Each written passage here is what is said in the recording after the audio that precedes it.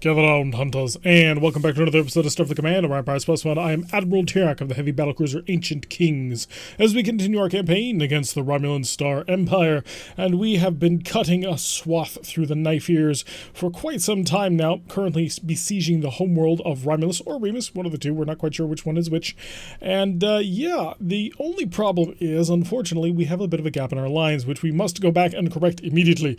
So, without further ado, let us set away from Romulan space just to make sure that we have control over everything, because otherwise things could go bad. We'll take a quick scout inside the nebula, although I don't think I've ever taken a scout inside a nebula, which ought to be interesting. The Mutara Nebula. It is a heavy condor, alright, so not exactly something that we want to get too close to and fight. It might be equipped with multiple pseudo-fighters, but I'm not 100% positive on that one. On the bright side, we have an absolute metric ton of defense going on right here. We're sitting on a defense shift of 2 right now. I assume that the Romulans are attempting to counteract the jamming going on by the naturalness of the nebula, and they are. So, let's just make sure that that naturalness stays very, very natural and completely impossible to decipher. As we get on up to speed, all systems are now charged, so let's increase our speed. Fire probe. Let's find out exactly what we are getting involved with, although it's probably going to be 2 R's, 2 S's, 2 F's, I want to say. Not 100% positive on that one, but that is a pretty standard Romulan dreadnought right there, so a single R, 2 S's, 2 F's, and 2 D's. Ooh, that might make things a little bit difficult. Now, because we're in the nebula, nebulas constantly generate damage to any of missiles that you may fire. So that makes it so that our missile range is considerably shorter, and our MIRVs are exceptionally short-ranged because of it. So a little bit of a difficulty thing is about to occur, because we gotta get close in order to use our missiles, but at the same time, getting anywhere near a plasma dreadnought is a really bad idea. We can't prep well, we could prep, but we can't use shuttles in the nebula, nor can we use fighters, so if he's carrying pseudo-frigates, he doesn't get to use them. I think we need to investigate to see just how long a MIRV is gonna last. So he's dropped into his cloak, it looks like. Yeah, already, and the MIRVs are losing lock and being destroyed because of it. So what we need to do is bait out the fire from him, which could get ugly. I'm going to go over here and I'm going to shut off the disruptors because I need the speed, not the plink.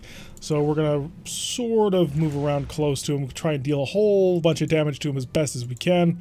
Are you in cloak or not? I think he's coming out, so let's find out again. At what point are our MIRVs going to explode? Can they travel a distance of 21 if he's coming towards them at a speed of 26? That'll be the real chest. No, they do not last. Alright, so, supplementary armament engaged. Let's see if we can't force out a wow. Oh no, he can't wow weasel. Of course, I'm an idiot. So let's just nail him with everything we've got. Missiles are not lasting, so any shot beyond a range of about 15 is probably worthless. Okay, we got a hit on through, not terrible. Let's get ready for a follow-up. So we are going to need to get relatively close to make anything work. As long as we stay at maximum speed, we should be fine, although it's going to get ugly. I'd like to get a full salvo on top of this, MIRVs included, even though the MIRVs probably will die out early, but there's always a chance good things could happen. We do need to scan this guy, but the game will be satisfied with blowing him up as well. So I'm going to turn away, see if I can't encourage him. Come towards me. I'm having a little bit of difficulty deciding. Okay, so he's wing away from me. So I'm going to disengage. And MIRVs. And all. Come on, you need to break into me, otherwise this is not going to work. Oh, the MIRVs just do not have any sort of real survivability out here. Look at the missiles just disappear. We're going to have to get point blank on him. And at that point, the plasma torpedoes will just gut us. Oh, this is not good. We could start engaging with disruptors, but that could prove to be a very difficult proposition for us to actually succeed on, because we'll have to slow down if we want to engage with disruptors. Set the phasers to overload at this point. I need to bait out the shot. He's got to shoot me, because if he doesn't, then all of this is pointless. A whole bunch of missiles going on there. There's the shot. Okay, that's what we wanted. We've got everything dumped at him. I'm kind of hoping that we have the speed to make it happen. The missiles are getting into a tail chase, but the MIRV's getting on point. Excellent. So he did fire everything that he's got at us. We are disengaging as fast as we can. These plasma torpedoes will dissipate relatively shortly, so I think our move has to be we turn in and engage as soon as these weapons have faded, and that's our fade right there. So let's turn back on in. Oh yeah, he can't cloak in the nebula. Okay. And disruptors to active. Slow down so the disruptors can charge. We have about a turn before they'll be ready. But we've been preserving our weapons and he hasn't. Prep. Oh, we can't tractor, I don't think. Yeah, no tractor beams in the nebula. Most systems just do not work, and that makes life very difficult. Come on, turn into me. You know you want to engage. You know you want to engage. Mercs. We are on half load, so it doesn't really matter. There they go. They're popping off. Plus everything else. All additional weapons. And nail them. 40 damage already. And we've lost our forward shield, but we've managed to deal quite a decent amount of damage to him already. He doesn't have a lot of systems back yet. Disruptors are charging. Missile's not in a good position to fire because now we're chasing him. A chase in a nebula is not good on a missile, but our disruptors are about to become available, and they will be critical. Or if I pull out ahead and dump missiles down your throat, that'll also work. Absolutely. He's knocked out our shields. Look at how fast these missiles just die off in this nebula. They just take random amounts of damage, I think. Slow down a bit. Slow down, slow down. Okay, some of them are dissipating. I gotta get nice and close to him if I want to get anything done at all. Unfortunately, that means his weapons are nice and close to me, which is ugly. 12 damage, 24 damage. We're getting 1s and 2s on through, but not really having a huge effect. I can't even transport over to try and kill him because the transporters don't operate in a nebula. Oh, the disruptors are ready. Oh, that's a wide-angle shot. I didn't realize they could do that. He has F-torpedoes ready. We gotta break. Break off. Run. Full power to engines. We are out of here. We need to just buy a little bit of time, and that means get the distance open. He's cutting through our defense shift, which is unfortunate because we kind of need it to survive. Oh, fighting this guy in this nebula is actually really difficult because he has all the advantages. Our missiles are not effective outside of point-blank range, and we're out of ammo by now. So we're down to disruptors and phasers. Any long-range shot is going to be very difficult in this nebula because it's just going to cut things down. We do seem to have dealt a pretty decent amount of damage to his engines, so that works definitely in our favor. So I can now cut down the speed. Our phaser capacitor is fully charged. It's time to get them those disruptors working. And I'm going to use most of my power just to keep the speed going. Shield reinforcement does not operate in a nebula, so there's no point to that. So all about electronic countermeasure, which maximum shift is going to be 3. Let's see if I can't get a couple of hits. Unfortunately, it's not going to be very easy. And we also can't afford to get very close to him because his plasma torpedoes are ready to go by now. So once the plasma torpedoes open fire on us, bad days. Oh, none of those disruptors were able to impact. I can't even dump tractor beams on him. I can't use shuttles against him. There's the shot. Pull away. All power. All power engines. Let's get away from it. How many plasma torpedoes is that? He's still got an R. Wait, no, he only has 1 R.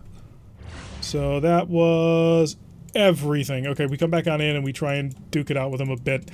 Now, for the past couple of episodes, I have mentioned that while we have a fantastic missile armament, when it comes to armor, we are inferior to our battleship counterpart, and this sort of mission is actually really playing into that. The shields are minimal, so we don't get to benefit from our massive shield, and while we deal a lot of damage to things, we just can't take a lot of damage in return. We're only dealing with 5 damage at a time to these guys. You know what? I think we deep scan and we bail. Because it is really dangerous to be tangoing with this guy. He's just causing point of damage after point of damage on us. We've got a short opportunity to scan this guy. We're going to scan and run. We have all the data we need. Shut off the deep scan. All power to engines. We got to bail. I just don't think we can deal enough damage in a fast enough manner. Because we don't have any more missiles anymore. The missiles we had to be expended at, well, unfortunately, even short-range shots, like 10 and less. And we just weren't able to keep it. Yeah, we're out of here. He's got more armor than I do, and more importantly, when he wants to really crush something, he's got the capability to do it, and we don't. So, despite the fact that we managed to pretty badly damage his engines, I mean, he's traveling at a speed of 10.2. He's not maintaining any higher than that. When that's going on, I mean, we hurt him, but we don't have any way to finish him. So we'll take our scan. We will make our turn. Oh, wrong way. And get the heck on out of here. If I still had missiles, absolutely we'd go for it. If I could dump mines, maybe, because we could still make something work out of that. But being where we are in the position that we're just going to take a lot of damage for not a lot of gain. Nebulas are tough on the Marak because the missiles just... Oh, wrong one. The missiles just explode randomly in the middle of the nebula because the nebula is constantly outputting damage. And when you've got a MIRV ship, for the pretty much the only circumstance where a MIRV vessel is at a disadvantage, because those missiles are even weaker than normal missiles. So 320 prestige and a neutralized dial. Let's get the heck out of there. I don't want to be inside that anymore. And we'll pop over here. We'll take a quick mission. We are pretty badly dented, but we should be all right. Maybe, hopefully. As long as our missile launchers are all intact, we should be okay, unless we're running into absolute monsters of enemies. We're being escorted today by the USS Powell. The Federation has sent a destroyer to support us. Or is it a frigate? No, it's a destroyer. Like cruiser, I suppose, technically. Equipped with 2 photon torpedoes, 2 missile racks, as well as 2, 4, 6 phaser X's and 2 phaser 3s, plus an AMD. This looks like it's a guided weapons destroyer. It's an NVS, though, so a new strike carrier. Interesting.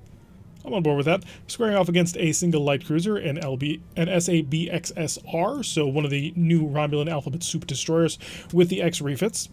One of the big X refits, too, not the little X, so he's got more than just the phasers. He's also got a lot of power systems on board, which are modified and advanced. Let's kick up the speed a little bit, but also make sure not to ignore our... electronic countermeasures is a very important piece of equipment. It makes them less accurate with their phasers, which we can really exploit. So we'll get on up to speed of about 12, actually. Let's actually do this right. And up, and up. There we go. We are within range. Let's initiate fire with the first MIRV. It's nice to have our full complement of being able to kill people again. Because when you don't have all of your MIRVs able to just flood the enemy with fire, it can get really ugly, as we saw. But yeah, we lack the thick armor of a battleship, and while technically our armament is equal or exceeds what the battleship normally would be capable of doing, it gets ugly when you're in a situation like that. But out here in the middle of space, oh, do we hold all the cards. We're just going to fall back a little bit, make sure that these missiles actually get out to their range of 12, just to make sure that we will be able to avoid their wild weasel, and there it is, so engage. And prepare the follow-up with the secondary barrage. It's not really a secondary battery, it's the real battery because it does all the massive amounts of damage. It is 8 missiles compared to 6, I suppose, in terms of actual damage, but still, I like to think of these missiles as the ones that are actually going to do the ship killing. And the Powell has already contributed to the fight, opening fire with a photon torpedo, managing to nail the target too. The Wild Weasel is out and currently being destroyed. Let's see if it shuts down in time. And I also kind of want to see just how far away... Well, he opened fire, so he... Or was that the Powell opening fire? He's increasing speed now, so he should no longer be under the effects of the system. He's opened fire with his plasma torpedoes. It's not in our direction, though, so that's alright. Oh, he tried to duck into cloak, and it just didn't work. That feels terrible. Not really. I'm very happy that we didn't get into cloak. So I'm thinking 10. We're going to fire at 10 next time. We're going to steadily get it closer and closer and closer until we're basically following up immediately so that D-type plasma torpedoes and AMDs have no chance of actually supporting. That's the goal. We want to turn their wild weasels into a negative against them. Take a mission right here. MET-10 patrol. Got to secure the back lines. We don't, after all, want to suddenly get cut off. I don't know what that would do, but I don't want it to happen. Currently squaring off against pirates. Pirates causing problems out here. Oh, this is unfortunate. We may have to end up employing our own pirates, or perhaps going on a couple of anti-piracy patrols to, well, destroy all the pirates who think it's a good idea to raid our shipping, just to send home a point. We're going to prep a wild weasel and a scatter pack, just in case. You never know when suddenly you run into, well, monsters of the most difficult to fight kind. Not seeing anything right now, though, although we are going quite slow, so that may be going into it. We're not closing into a range of 100 as quickly as we normally would. So, there he is. It's a single heavy cruiser, using the Marak template, and it is a CX-2, the Gothic. Gothic what? Gothic Thunder? We'll send a probe off his way, make sure that we set up our electronic countermeasure, as well as a shield reinforcement. Very important. Shield reinforcement is a way of mitigating so much damage. And more importantly, if the enemy isn't bursting you high enough, shield reinforcement can completely nullify an enemy attack. It's great. Holy wow. So that's a thing. He's got 5 fusion cannons. Fusion cannons being ultra short range screw you devices, which when they hit like a truck. But they only work at point blank range, so you can kind of game the system a bit, but just by not being at point blank range. So we're going to hold a speed of 13, see what that kind of does to draw us in a bit closer before we do our follow-up salvo. The missiles are traveling away nice and slowly. Hopefully he doesn't have a cloaking device, although I would venture a guess to say he won't just because he's Beast Raiders. I don't think that Beast Raiders normally have cloaking devices, so we might be able to take advantage of that. And if he doesn't, then all of these missiles are going to kill him. He does have an AMD. It's an AMD B. He's got 2 of them, courtesy of the 2 B missile racks, I would assume, but maybe not. Fire. Whoops, that's 10. Okay, that should be good. We're just trying to get them closer and closer and closer until there is no defense against the dents that our missiles are dispensing. Let's pull off and just kind of witness. He did open fire at maximum range with the fusion cannons. The AI loves to do this. We don't know why. Because the fusion cannon just is completely ineffectual beyond the range of like 2 or 3. So normally the idea is overcharge your fusion cannons because you ain't using them beyond a range of 8 anyway. So that additional range doesn't grant you anything. So we can get even closer. I think we wait until 5 next time. So he is shooting down the big missiles. And then we got a hole through. Okay, good. Follow up with the additionals. He's holding on to a couple. Ooh, missiles lost due to control limit. Interesting problem. Oh well, I think we've got him at this point. We do have a couple of holes in him. We did only deal 109 damage. That's not great. But I think the follow-up might be able to do something about that, especially if he turns away enough. Disruptors, would you like to have a say in this if he brings the bow around? Because I think we would. His shuttle bay appears to be offline at this point. Engage with disruptors, may as well.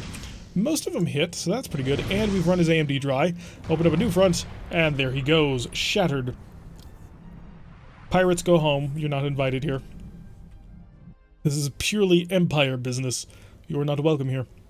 There's also another neutral tile directly to the north. We'll probably pop up there and grab it, just to make sure that we kind of hold this little line a little bit better. I don't want to be coming back here all of the time, which we apparently have to. So, oh, the Federation grabbed it. Those sneaky, sneaky Federations. Alright, let's head back on down. We wasted a little bit of time with that, but worth it, I would say. We'll take a diplomatic delivery. After all, coming back from halfway home, I suppose we met up with the diplomat halfway there. And now we're bringing him further down. Alright, what do we got? A single heavy cruiser. It does appear to be a K7, although it could be a D7. It's a KRC-5X. The Jaya Hart, I think it is. So we will, of course, prep the standard countermeasures. Wild Weasel, Scatter Pack for just an additional immediate launch of weapons. Although, Scatter Pack isn't super useful to a MIRV ship, just because the amount of missiles you're throwing out at one time is insane. But it is good for immediate follow-up barrage, which can work out. Send a probe, see exactly what the J-Heart's packing. I'm guessing it's the J-Heart, it might not be. No other enemy targets currently in the area, so we might just be able to play with him. Is he cloaking? Looked for a second like it was. So it's definitely a Romulan design, because you can see the little bird feather pattern that they've got going on. If I could look underneath it, we'd see more. It is the J-Heart. 2 R-type plasma torpedoes, 2 F-type plasma torpedoes, 2 D-type plasma torpedoes. Okay, so that's actually pretty well armed.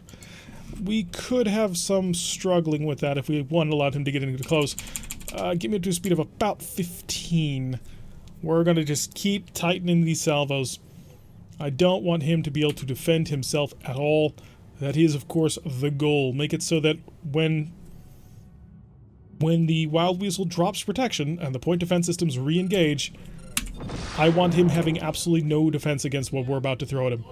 So, let's continue our push forward, and we will... Well, we're just going to stare him down, honestly. We've got to follow up the missiles closely to make sure that the 2 salvos are packed in nice and tight. Although we do have to kind of avoid getting within a range of about 30, because that's the point where the enemy is going to start trying to engage us. So we'll steadily pull on in here, almost ready with the second barrage. Distance of 5 has been achieved, so we will fire at will. And almost ready with that second MIRV. MIRV mount is almost ready. There we go 1, there goes 2. Dump the primaries. We lost some missiles, but that's okay. Pull away. Full powered engines. We've got to burn away before he thinks it's a good idea to open fire with his Plasma R torpedo. That's the key here. Because if he engages with the Plasma R, he'll cloak and he won't care. Alright, that set off the Wild Weasels, so immediately the defenses have activated. Please tell me at least a couple of missiles got through. They did. Alright, now comes the moment of truth. We fired from a range of about 7 to 5. So we're about to find out if suddenly he's about to get a terrifying impact. It's looking good. Oh, it's good. He survived. That's impressive. Alright, Mervs. Follow up. He's dead. I gotta wait until after they pop, because that seems to break the missile control a bit. Alright, go towards the planet. Avoid the asteroid. That would be very embarrassing if we ran into that. But we've got him. He took that initial punch to the face, and that just ended him. Like, he's not dead yet, and it's entirely possible he could survive. I just don't find it very likely. How much damage did we deal to you? 161. Yeah, you're probably not alive. Probably. I can't guarantee anything, but I can hope for it. He's not moving. So that definitely speaks towards he's probably dead. I would engage you with missiles, however, I was getting missiles are not working alarms. Oh, we were able to actually hit him with a couple of forward-firing disruptors. That's adorable. And any more disruptors? Nope. Those disruptor banks have a huge cone, don't they? Oh, pretty big. Alright, are you almost dead? Incoming missile. Oh, right down the throat again. He's not going to stand a chance. And there he goes. Excellent. Alright, so we can go green alert. All has been defeated. And full powered engines. Let's turn and burn. Head on towards the planet. Oh wait, I just realized. Today is Christmas Day. Actually, no, I haven't just realized that. I've been trying to figure out a way to sort of segue into it. And clearly, the diplomat is Santa Claus himself.